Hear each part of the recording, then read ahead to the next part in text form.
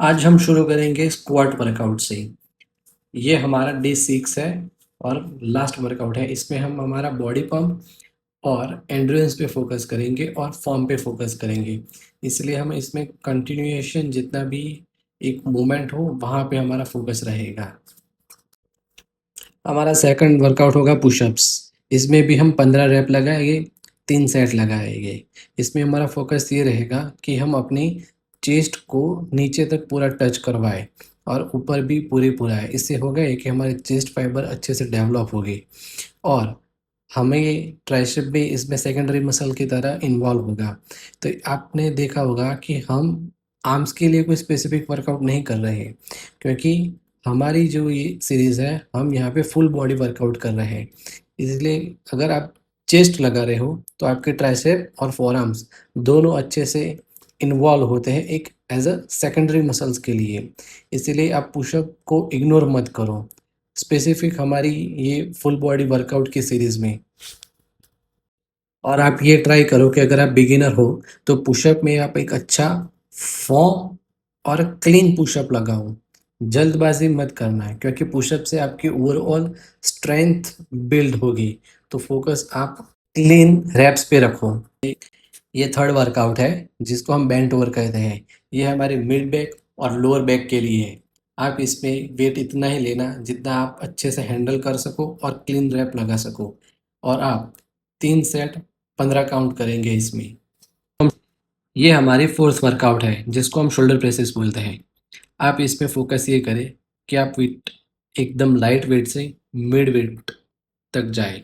Heavy weight मत लेना, क्योंकि हमारा फुल बॉडी वर्कआउट में फोकस यही है कि हम क्लीन रैप्स लगाएं और अपने मसल्स को अच्छे से एक्टिवेट करें। उससे होगा ये कि हमारी ओवरऑल बॉडी को जो ग्रो चाहिए वो यहाँ से आएगा। अगर आपने झर्क लिया, अगर आपको इंजरी हुई, तो आप ये सोच लेना कि आप आने वाली एक्सरसाइज में भी फेलियर होगी। इसीलिए आप फोकस ये करो कि वेट अच्छे से उठा सको और क्लीन रैप्स लगाओ। वहाँ पर ही आपका फोकस होना चाहिए। आप उतना वेट मत उठाना जो आप नॉर्मल वर्कआउट में कर रहे हो, क्योंकि ये फुल बॉडी वर्कआउट है। सिंगल मसल्स हमारे यहाँ पे फोकस है ही नहीं कि हम सिंगल मसल्स को 6 से 7 एक्सरसाइज में ट्रेन करेंगे। ये फुल बॉडी वर्कआउट है, तो आप इसको उसी तरह से लो। तो देखो आप, मैंने धीरे धीरे वेट करके इतना वेट पे आया हूँ कि जो मैं कंट्रोल कर सकता हूँ। और मैंने जो स्टार्टिंग में अपना फर्स्ट सेट लिया था वैसे ही मैं अपना लास्ट सेट ले रहा हूँ।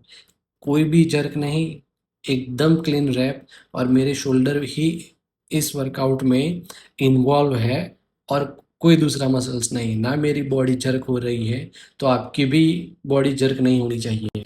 मुझे लगा कि मैं शायद थोड़ा अपनी वेट को बढ़ा सकता हूँ और क्लीन फॉर्म में एक्सरसाइज कर सकता हूँ।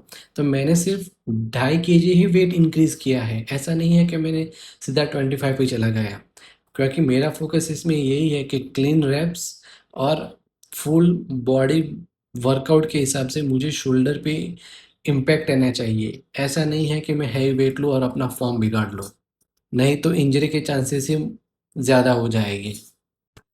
हमारी फिफ्थ एक्सरसाइज है लंजेस। और हम इसमें वैसे तो डंबल्स लेके कर रहे हैं, पर मैंने शुरुआत यहाँ से बिना वेट के किया है। और आपको ईच लेग पे 12 सेट जाना है।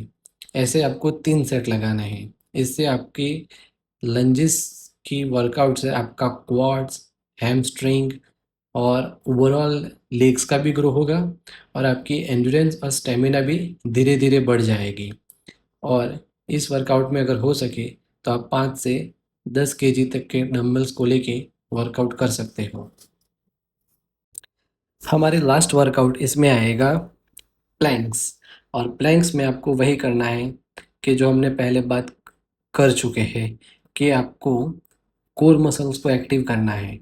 और कोर मसल्स को स्क्वीज करने के बाद अगर आप 5 सेकंड ब्रीथ को होल्ड करें और 5 सेकंड के बाद अगर आप ब्रीथ छोड़ते हो, तो उससे आपका कोर बहुत अच्छे से एंगेज होगा और स्ट्रेंथ भी धीरे धीरे बढ़ेगी। और आपको इस प्लैंक्स की 3 सेट करने हैं और 45 सेकंड होल्ड करना है।